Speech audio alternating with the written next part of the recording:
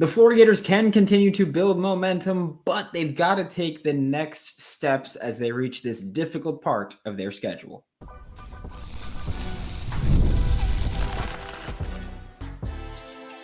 You are Locked On Gators, your daily podcast on the Florida Gators. Part of the Locked On Podcast Network, your team every day.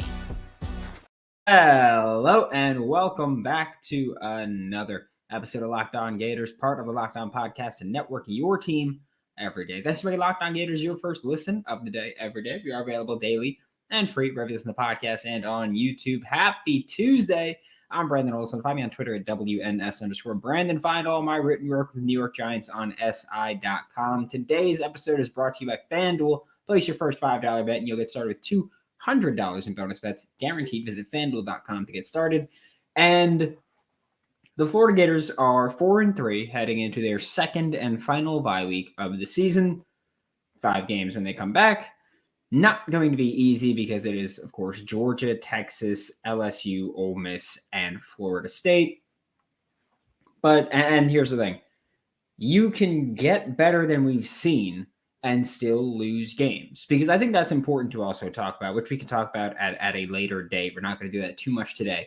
But it is possible to play well and lose games like we saw against Tennessee. And it's possible to improve upon the play against Kentucky and still lose against Georgia, Texas, but continuing to build that momentum and continuing to get better, which is something that, by the way, we have not seen Florida do in Billy Napier's tenure. They tend to get worse later in the season.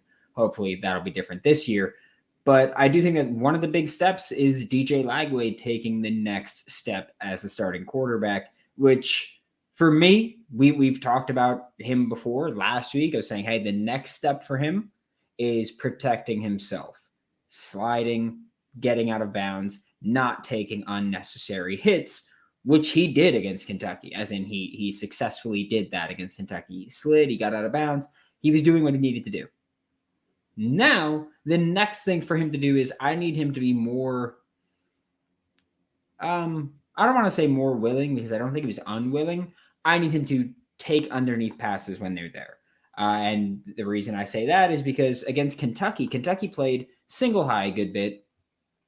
And when a team plays single high against you, you take deep shots. That's why you hear that that NFL thing of, oh, everybody's playing too high. And yeah, it's to limit explosive passing plays. And when you don't limit explosive passing plays, when you don't play too high, well, you allow 5 completions on 7 attempts for 211 yards on downfield passing, like Kentucky did against DJ Lagway.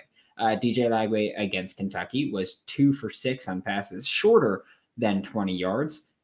He needs to be more willing to take those underneath passes when they are there. Again, I don't have really any issues with the passes he did take, but throughout his freshman season so far, we've seen him take some shots that weren't required. Like, this is not a Kentucky-specific thing. Okay, against Kentucky, they played single high, so he took advantage. That's what good quarterbacks do. But when you play a team like Georgia, when you play a team like Texas, they're not going to just line it up single high and say, okay, test us deep, because they're not going to do that. That's not what these teams like to do. Georgia has been exploited on the deep ball before, but we'll talk about that when it's more appropriate, because right now we're not talking about a single game. We're talking about building momentum and taking your next developmental steps for the remainder of the season. So when you play a Georgia, a Texas, when you play LSU, well, LSU will play a good bit of single high based on Blake Baker's career trajectory and what he's done throughout his career. But when you play a lot of these teams like Pete Golding and Ole Miss, they're going to play too high, because a lot of those teams are going to go, hey, we've got a lot of talent. We'll play too high, and we'll force you to dink and dunk and try to pick up first downs and try to move the sticks and try to score touchdowns without having that explosive play. That's what good teams are going to do to you, especially if you've got DJ Lagway, who, by the way, is right now one of the most aggressive deep ball throwers in the country. Okay? And by that, I mean for qualified passers, so not guys who've thrown the ball twice For guys that have at least, we'll say the number here is 43. For guys that have at least 43 pass attempts, okay, DJ Lagway is one of the more aggressive passers on the planet right now. He is number 18 with 21.3% of his passes are 20 plus yards downfield. I will also say that completion percentage wise, he is the best by that same qualifying group. Completion percentage wise, he's the best downfield passer in college football right now. By that same group, he's completing 63.2% of his passes. He's got 500 yards on those passes. He's got 3 touchdowns and 1 pick, and the pick wasn't really on him anyway. So DJ Lagway has proven that, hey, I'm going to take the deep shot when it's there. And I will say this also, I love DJ Lagway's aggressive nature as a passer. And I've talked about this before. Arm arrogance, okay? That's what DJ Lagway has. He's got arm arrogance. I've got a good arm. I've got a cannon for an arm. I will test you. And with certain receivers, he will look at them with single coverage and he'll say, if he's even, he's leaving, and I'm going to throw a deep shot to him. Aiden Mizell against Samford, it was in the corner of the end zone, like we talked about. Like those things, you see, I'm fine with it. I love that. Like I love that aggressive nature because I do think that's part of what football is now. Force teams to play single high or force teams to play too high, and then you can attack them running the football, taking the underneath stuff. But DJ Lagway, that's going to be the next step. Is that you've got to be more willing to take those underneath passes. I will also say, I think that this coaching staff needs to do a better job of giving him those. We didn't see screens out wide. We didn't see horizontal passing game, okay? Part of that's probably because the run game was working and horizontal passing is an extension of the run game. But I don't think we've seen it a single time this year where Florida ran a little fake screen with a wheel route that we did see last year. I think we saw it week 1 against Utah last year, if I'm not mistaken, where you've got your receiver on the perimeter come down like he's getting ready to catch a screen, and you can throw the ball to him there. But one of the slot receivers runs out like he's going to block on a screen, but then cuts it upfield. I don't think we've seen that, but you run that screen a couple times. I'm not saying in a game, just a couple times. And you've got that on film, then you take that shot with the fake screen wheel there. You've got an aggressive quarterback. I would expect to see that kind of pass at some point this season. Again, I don't think we've seen it yet, but I would expect to see it at some point with a guy like DJ Lagway back there. But you've got to give him the underneath. You've got to give him the underneath if they're going to give you that too high. And DJ Lagway, again, he's going to be aggressive, but you're going to face too high. And through this point, DJ Lagway hasn't looked like he's super interested in taking the underneath stuff. And I do think part of that was because of that rotational role he had with Graham Mertz, where it's like, okay, well, I'm going to get less opportunities, so I'm going to be more aggressive with those opportunities, especially when Billy Napier has said, it's not dependent on your success, your performance. It's dependent on what we think is best for the team. And regardless of whether or not you throw a pick or throw a touchdown, we've got a rotation that we're sticking with. And so I do think that DJ Lagway during that time is like, okay, well, I'm going to take deep shots. And if you play single high, he's going to take deep shots. I have no problem with that. But we did see teams go too high, and he was still looking for deep shots that weren't there when underneath stuff was there. And even though you can make those deep throws and take those deep shots, sometimes for the good of the team, you just take what's underneath, pick up any yards, and make it easier for you to pick up first downs and take another shot on first down if you want. But you've got to pick up those first downs. So that's one way that DJ Lagway, that's the next step for him. Deep balls there. He's being a smarter runner right now. So he's taking steps. I think for me, the next step for him is taking the underneath stuff when it's there.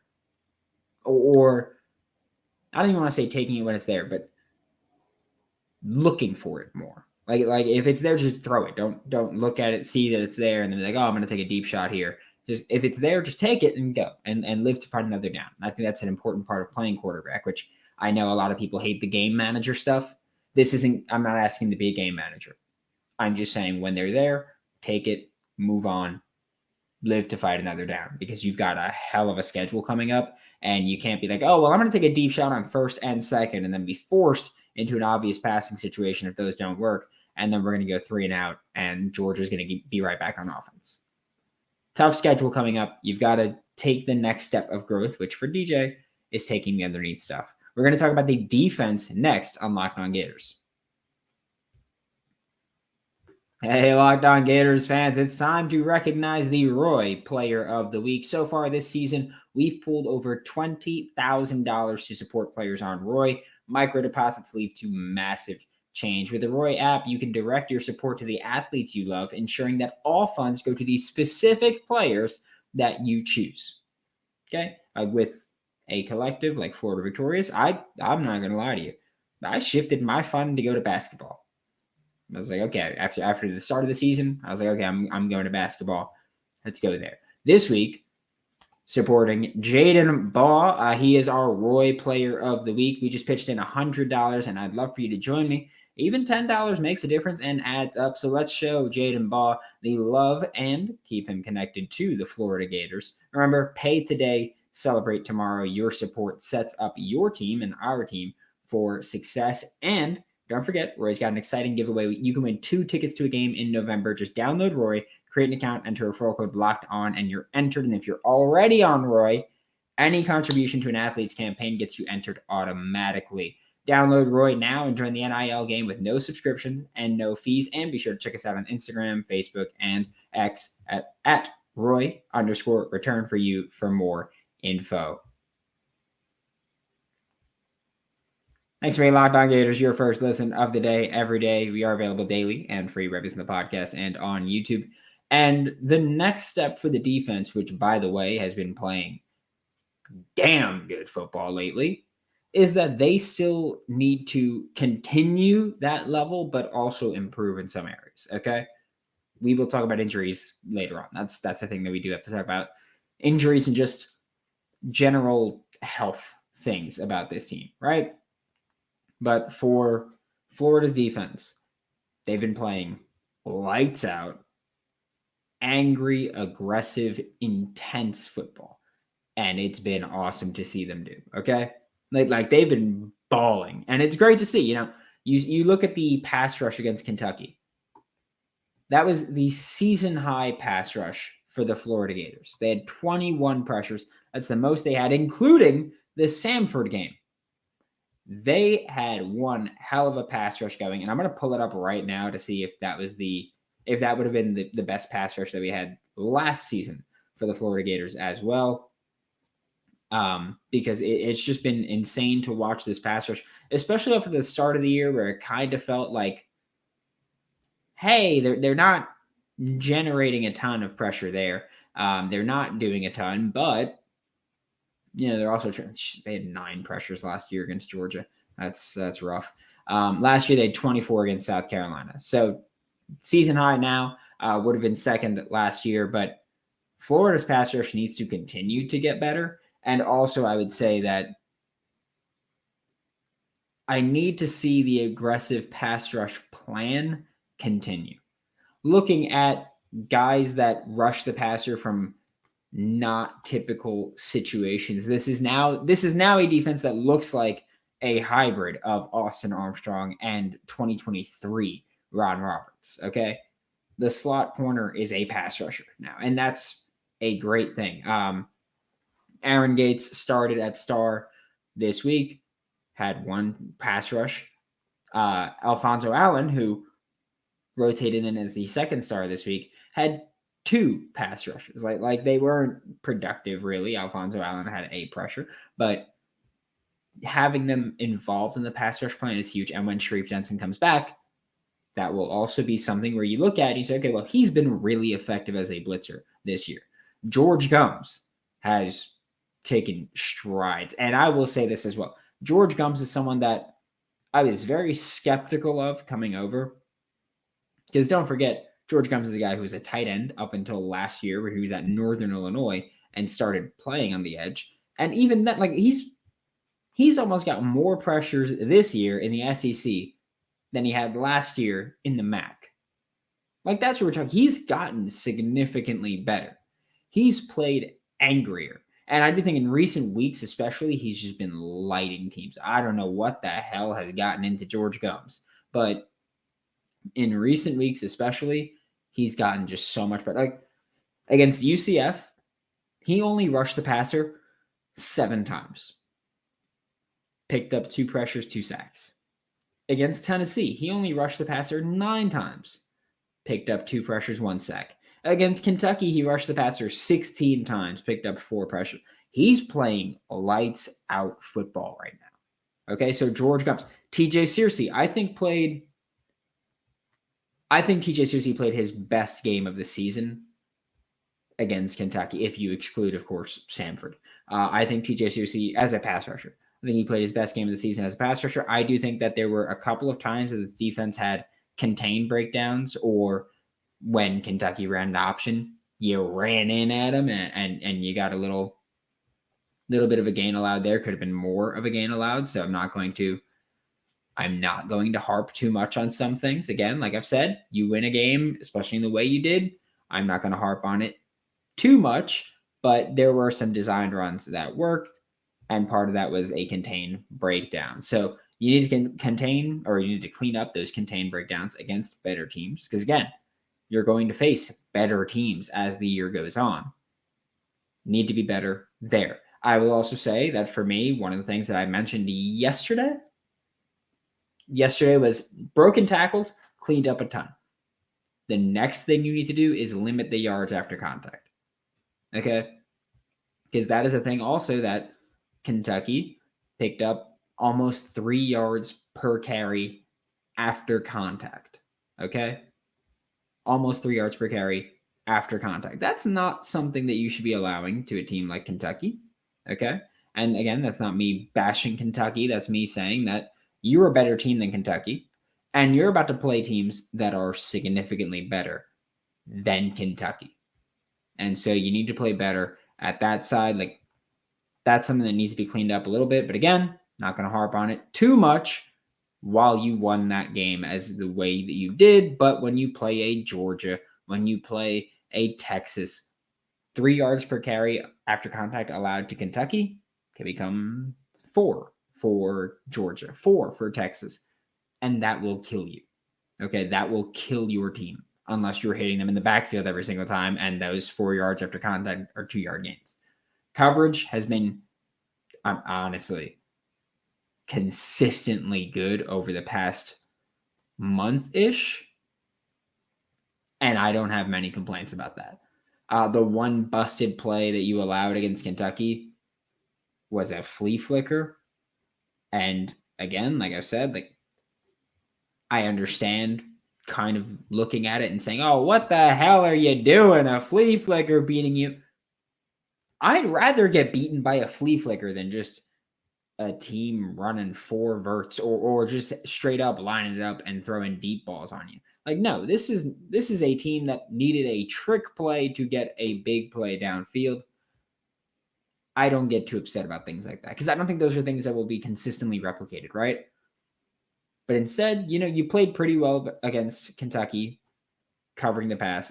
There was, I think, one completion that was 20 plus yards downfield, and it was the flea flicker. Like, I don't think they completed anything else downfield, and they attempted passes downfield. They just didn't complete anything other than the flea flicker. That's pretty damn good football. Like, that's, again, making those teams get you deep downfield and or drive you downfield, dink and dunk and get you there and then work for it more than just a bust. But like, that's what I want. I want you to force these teams to work for it. And that's what Florida did, and Kentucky couldn't answer. Continuing to do that. Like again, I'm not even saying to improve coverage. I think coverage has been lights the out. Okay? I'll censor myself with the curse. Lights the out. That's what it's been so far.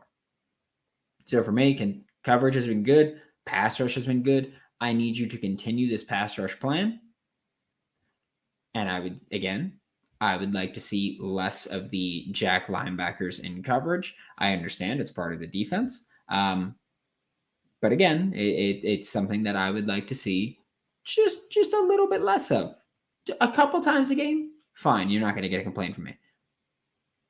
but just a little bit less of. Like TJ Searcy dropped in the coverage 5 times on 30 snaps. George Combs dropped in the coverage 4 times on 39 snaps. Just a little bit less.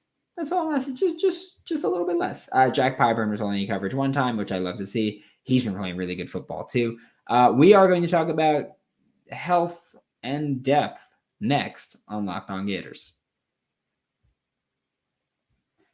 Hey, NFL fans and NBA fans. Yeah, NBA is back. You can start the season with a big return on FanDuel, America's #1 sportsbook. So when you get a hunch in the middle of the game, maybe you're like, hey, they're really not defending the 3 ball. I'm going to go live bet someone to make 3. I'm going to go live bet Jalen Brunson to hit 4 threes right now. You can do that. You can, and you'll make some money on that as well because Jalen Brunson burner. He's going off. I'm just saying. He's going off this year. You'll get started with $200 in bonus bets guaranteed if you place your first $5 bet. That's FanDuel.com. Thanks for making Locked On Gators your first listen of the day. Every day we are available daily and free wherever in the podcast and on YouTube. To wrap up today's show, I think we do need to have a little bit of a conversation about the Florida Gators' depth and health because every week, it feels like when you look at the injury reports that come out for the SEC play every Wednesday, Thursday, Friday, and then 90 minutes before the game, the Florida Gators have a longer injury report than their opponent every time. I just don't get it. And I have 2 theories to it outside of just Florida's more hurt, okay? I have one. Other teams are not properly reporting injuries because, again, this is the first season that they've had to do this injury report mandatory for SEC play every single game. And so I think that there are going to be some teams that are going to go, yeah, well, we're just not going to report everything. That's it. We're just not going to report these things. And if they want to prove us wrong or if they want to, my running back is hurt, might play, might not play, but I'm not going to put him on the injury report. And I'll just say, this happened. And that's why he didn't play. Things like that wouldn't shock me, okay? My other theory, Florida is over-reporting some things. Guys just a little dinged up, we're going to put him on the injury report, list him questionable. Things like that. But also, Florida's got a lot of guys listed out. They are also, I will say, Florida's also reporting guys who are out for the year. They're including guys who are out for the year on the injury report, and that's part of it. I do think that Florida has more injuries than other opponents. I think that that's what's really happening. You look at Jamari Lyons is on the injury report every week because there's a slim chance he comes back at the very end of the season. So he's listed there. Graham Mertz is on the injury report. He's done for the year. Khalil Jackson is done for the year. He's on the injury report. So I do think that that's also a thing where Florida's reporting guys who have been out and are out for the remainder of the season, where other schools aren't reporting those guys because, hey, we already ruled them out for the remainder of the season. They don't need to be on the single game injury report.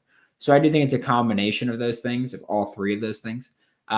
Sharif Denson was not on the injury report, did not play against Kentucky. From what I've been told by now multiple people, is that Sharif Denson tweaked his knee in pregame warmups against Kentucky, or tweaked his knee pregame versus Kentucky. And so that's why he did not play, but that he was available if needed, but you won by 4 touchdowns. So he wasn't needed. So that's where I stand on Sharif Denson, hopefully being back for Georgia. But it was a minor tweak, was available, wasn't needed, didn't play. So hopefully he'll be healthy for the Georgia game in 2 weeks now. But either way, the Florida Gators coaching staff during this bye week needs to do something to get depth more prepared. And this isn't me saying that Florida Gators depth hasn't been prepared, because I do think that Florida's done a pretty good job. We've talked about a lot of the rotations, and there's a lot of people that go, oh, Florida's rotating in too many guys. I don't think they're rotating in too many guys. I think they're rotating in the lower guys too often. I think that's a fair complaint to have. But I don't think Florida's been rotating in too many players, because I think that the plan this whole season has been, hey, we're going to rotate in a lot of guys because late in the season, we're going to need these guys. It's going to be a brutal, grueling last month of the season. We are going to need our depth to be ready to play in game situations. We don't want these guys to be getting their first game reps late in the season. Like, let's say LJ McCray, for example, right? We'll talk about LJ McCray, 5-star edge rusher, came in. He's played sparingly throughout the entirety of the season so far. And I think part of that was them thinking, hey, we might need him late in the season. We don't want his first big boy reps to come against Georgia or his first big boy reps to come against Texas. So we're going to get him 12 snaps, 16 snaps, 8 snaps, 21 snaps, 7 snaps, 5 snaps, 12 snaps. We're going to get him just snaps here and there to get him experience playing college football, so he's not getting those early reps. It's like with Drake May with the New England Patriots, we'll say. The way they split reps in practice until he took the starting spot was Jacoby Brissett would play 70% of the first team reps. Drake May would get 30%, because that way you're getting him 30% of the reps. Like, you're still getting him starter snaps and starter reps, but not in-game situations throwing him into the fire. Here, Florida is throwing them into the fire because we're likely going to need more depth later in the season. I think it's been fine. Again, I think that they've played some guys too frequently, but I also recognize, you play some of these guys, get them reps, and then when they play in the season, late in the season, they're not out there just like a deer in headlights. Like, oh, this is the first time I'm playing on the big stage against Georgia, the world's largest outdoor cocktail party. Like that's not your first time seeing a football field. And I think that during these, 2 weeks between games, I think that you need to see a lot of depth reps, especially this week during the bye. Like, when you have a full bye and you go, hey, we're not playing a game this week, I want to see so much of, hey, these depth guys got reps, these guys that we think are going to play. I'm not saying just go, hey, 2s versus 2s. Obviously, that's not beneficial for anyone. But you go, hey, our entire starting defense with Cormani McClain playing a bunch of reps at one of the corner spots. Our entire first string offense with, I don't know, who could be Bryce Lovett getting more meaningful snaps on the offensive line, so that in this second half of the schedule, when you're playing a tough season and a tough schedule and it's going to be brutal, you're prepared there, right?